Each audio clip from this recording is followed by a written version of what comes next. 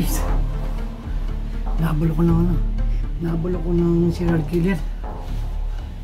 Nakita niya kasi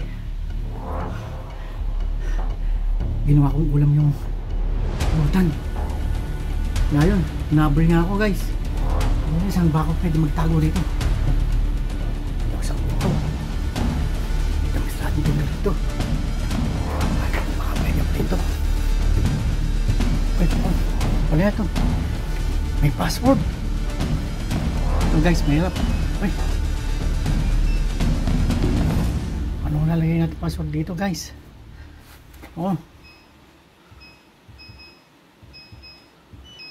Oo guys, mali.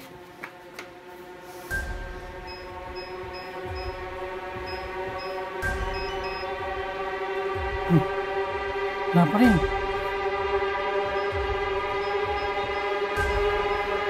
Ay, mali. Ay.